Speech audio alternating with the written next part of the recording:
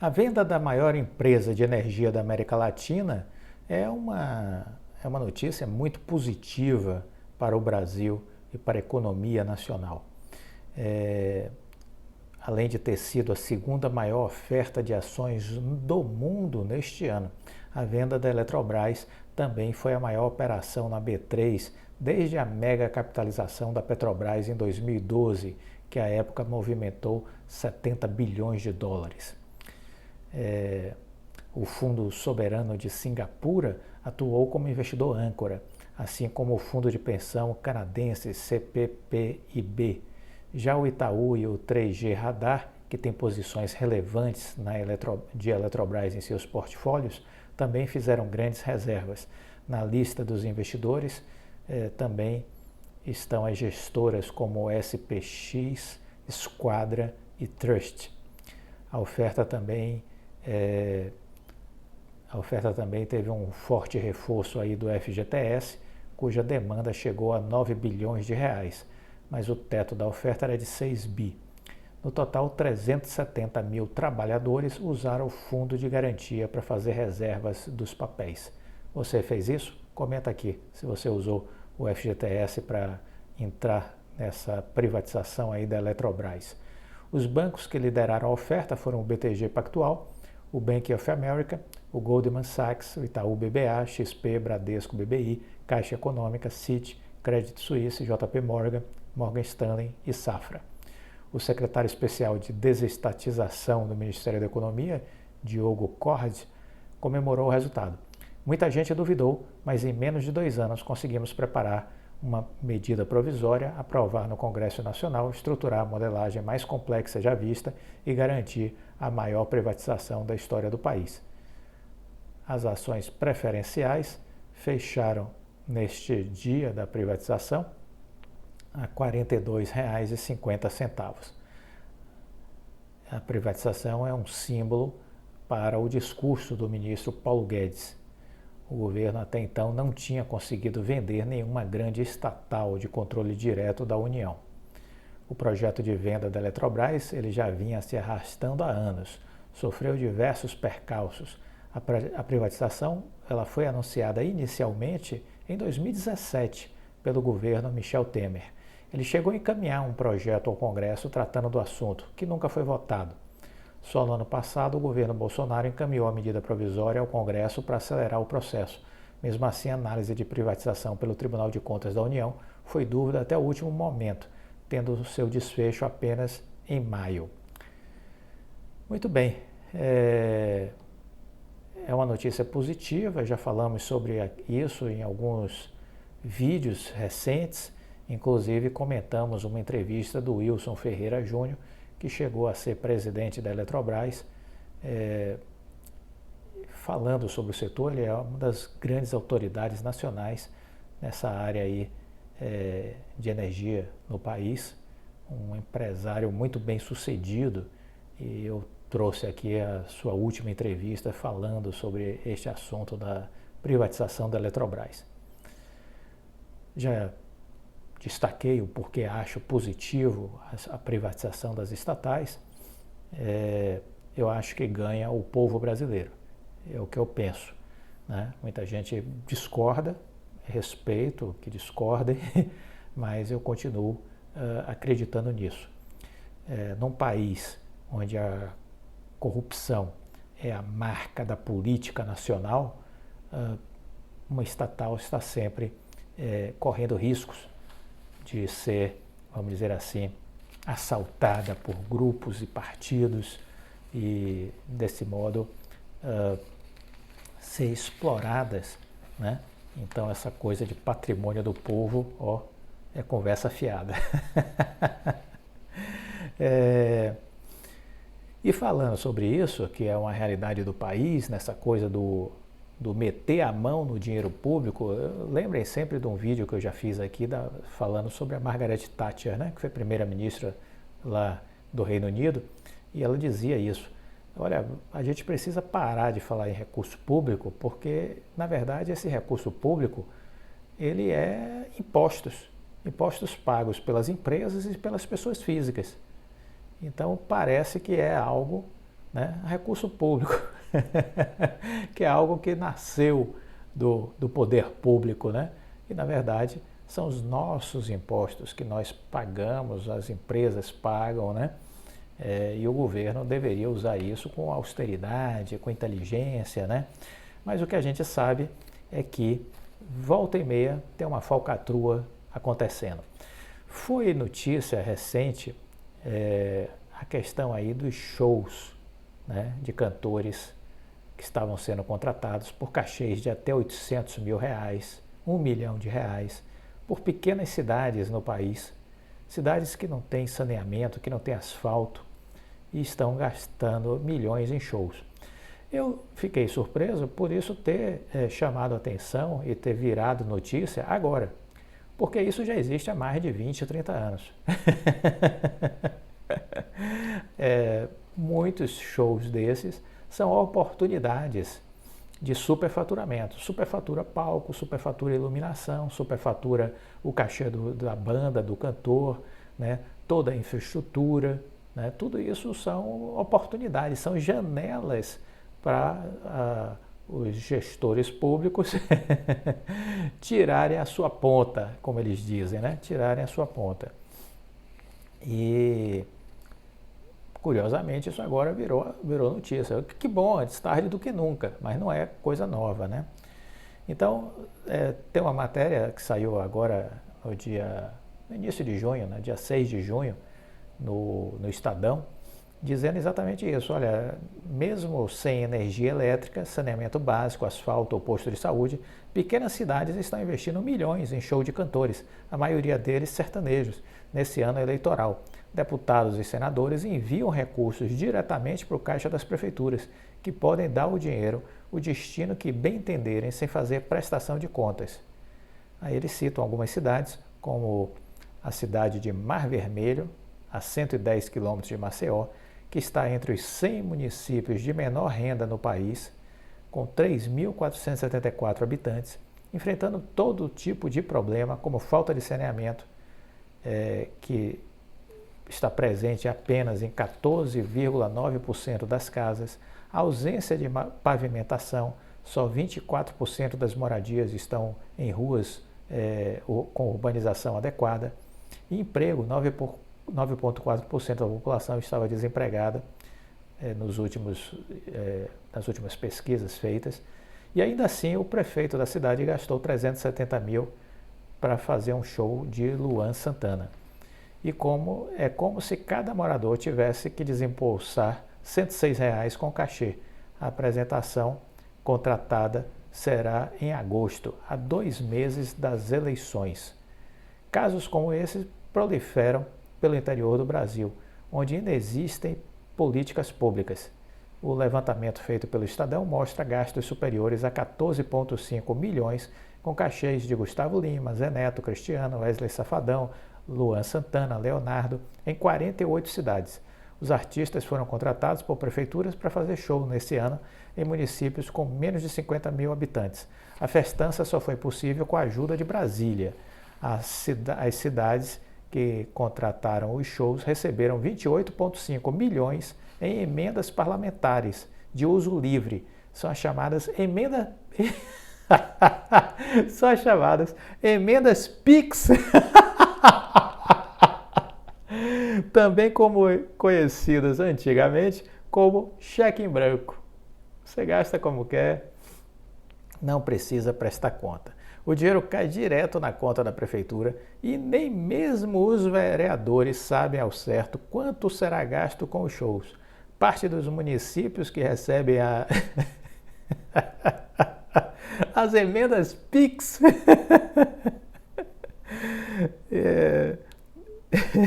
Isso é muito Brasil, viu? Muito Brasil isso. Olha, nós somos maravilhosos. Diga se nós somos. Muito bom, né? Impressionante. O Brasil é surpreendente, né? Emenda PIX. Muito legal isso. São Luís fechou. São Luís, cidade de Roraima, fechou a apresentação do Gustavo Lima, a ser realizada em dezembro deste ano, por R$800 mil.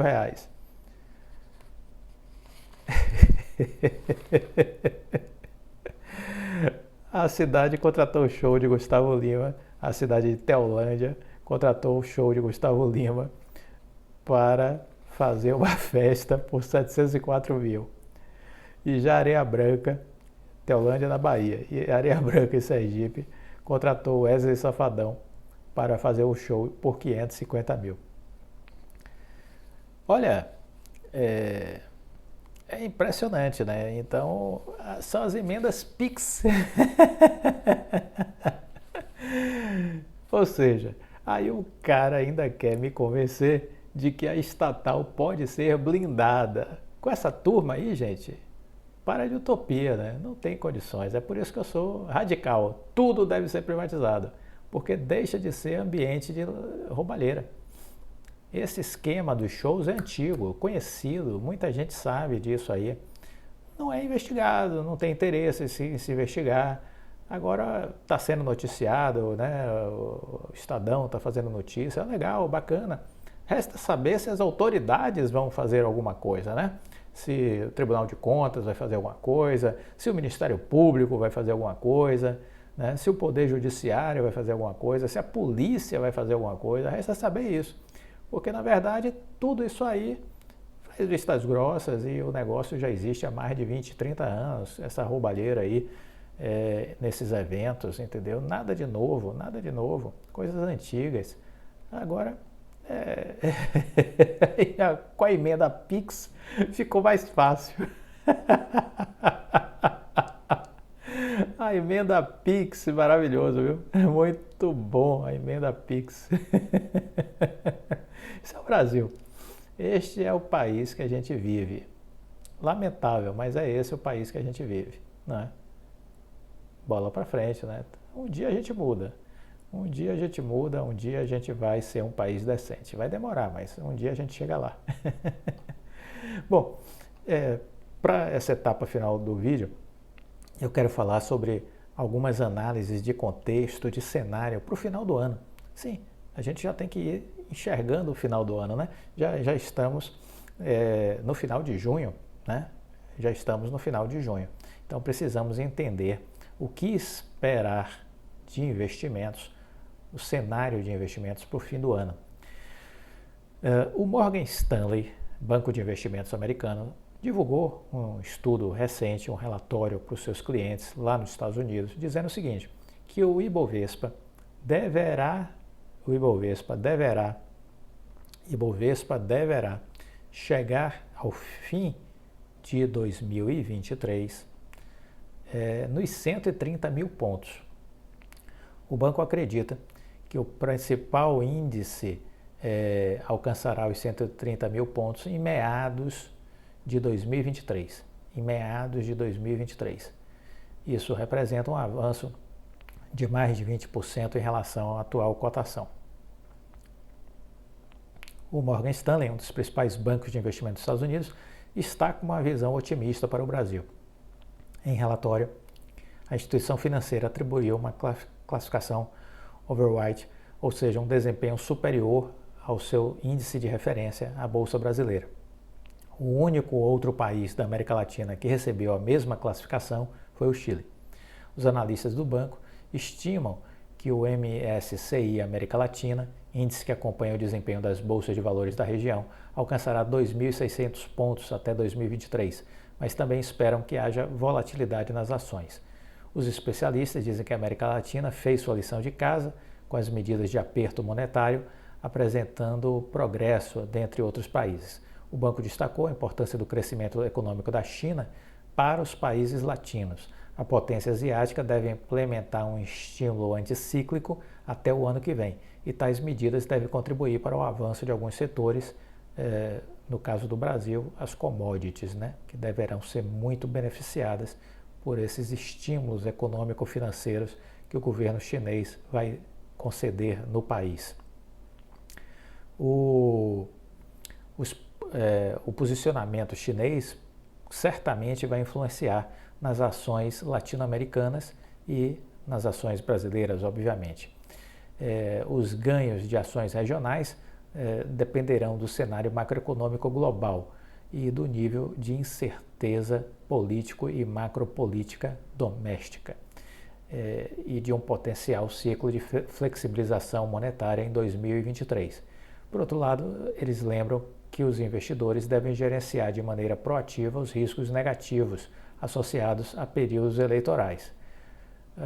No caso brasileiro, o Morgan Stanley afirmou preferir e observar ações de empresas voltadas para o mercado doméstico.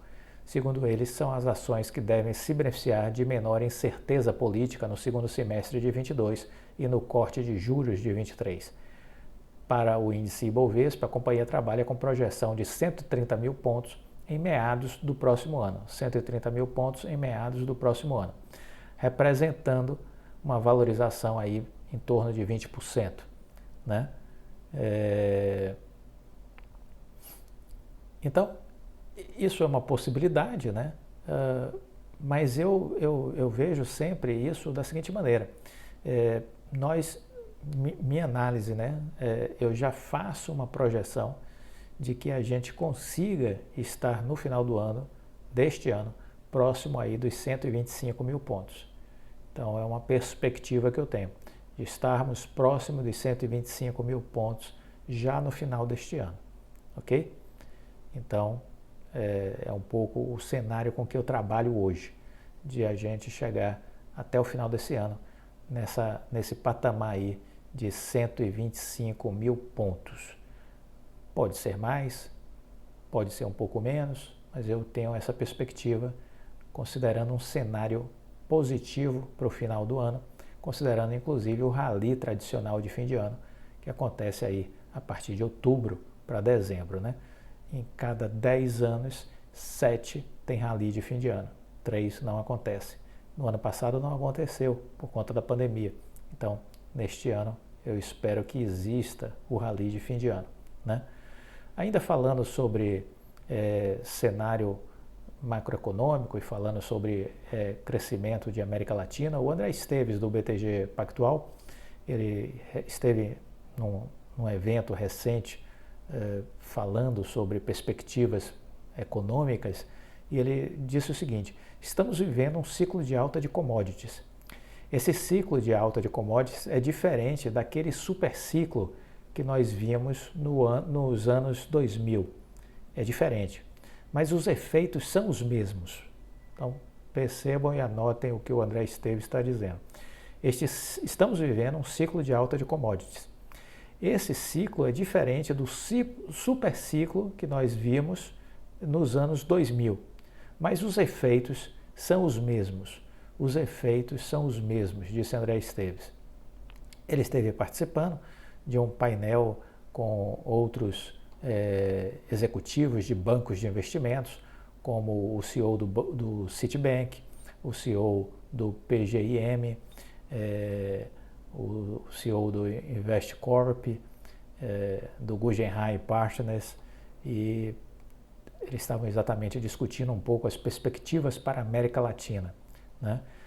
Para André Esteves, a região não possui riscos geopolíticos e vive um momento positivo por mérito das matérias-primas que tem em seu território e isso potencializa as possibilidades do Brasil.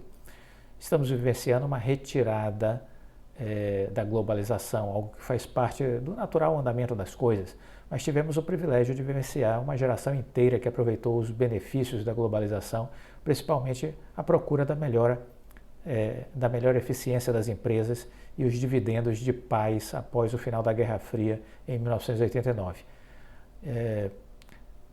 Essa tendência vai deixar, essa tendência de ajuste, vamos dizer assim, da globalização tende a deixar o mundo menos produtivo, menos otimizado, e o preço disso tudo será uma alta de inflação.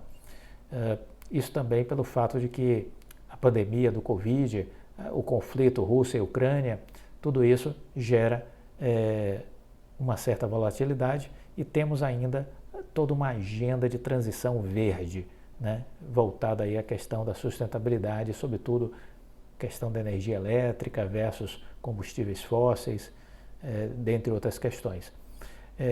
Entretanto, André Esteves disse que está otimista com relação à questão inflacionária. Estamos vendo um pico de inflação, haverá em breve o alcance desse topo inflacionário, mas eu não acredito que estamos em um momento de espiral de inflação. A inflação vai voltar a níveis inferiores, vamos chegar a níveis aí de 2%. Isso vai ser o desafio a ser enfrentado e acho possível de se realizar. Ele também manifestou otimismo com a situação do desemprego, acreditando que vai diminuir e que isso poderia criar dificuldades adicionais para o Banco Central dos Estados Unidos escolher o melhor nível de taxa de juros. Estamos claramente em um ciclo econômico clássico de crescimento, onde o desemprego está em 3% nos Estados Unidos e no segundo semestre vai estar menos de 3%. Nesse caso, fica difícil para o Federal Reserve escolher uma taxa neutra, disse André Esteves. Com relação à China, ele deixou um alerta. A China é o elemento chave para o cenário global. Vamos ter momentos importantes e desafiadores para a economia chinesa por causa dessa política zero Covid que eles estão adotando, que é extremamente rígida, com fechamento de cidades, de regiões, né, de distritos, levando a zero determinados ciclos de produção, de distribuição. Tudo isso causa problemas no mundo e causa problemas na China, com impactos diretos na questão do componente inflacionário do país, problemas no setor imobiliário e tudo isso vai gerar um crescimento econômico da China muito pequeno, considerando aí a história do crescimento do PIB chinês das últimas décadas, né? Então, isso tudo causa preocupação para o mundo como um todo, né? E o André Esteves chama a atenção disso, que a gente deve estar alerta. Mas, de qualquer modo, é aquela coisa, você jamais terá um mundo perfeito, onde só tem boas notícias, um cenário de um mar de rosas, isso não existe. Nós sempre veremos problemas e crises acontecendo aqui e acolá. O que é importante? Entender que o mundo é dos otimistas e não dos pessimistas. O mundo é dos otimistas e não dos pessimistas. As empresas seguem trabalhando, a despeito dos problemas, a despeito das crises. E é isso que, no final das contas, vai fazer com que os preços das ações subam. Vai ser a entrega dos resultados das empresas. As empresas têm inteligência para se ajustar perante os desafios. Estou falando das grandes empresas. As pequenas não. As pequenas geralmente são vítimas das crises, né? A taxa de mortalidade de empresas pequenas é muito grande. Mas as grandes têm mais capacidade de oxigênio para suportar as crises. As empresas, no caso do Brasil, estão saindo da pandemia muito melhores do que quando começou a pandemia. Elas estão menos endividadas, elas se ajustaram, estão mais, cortaram custos, estão mais leves e com mais capacidade de crescimento. Estão com mais capacidade de crescimento.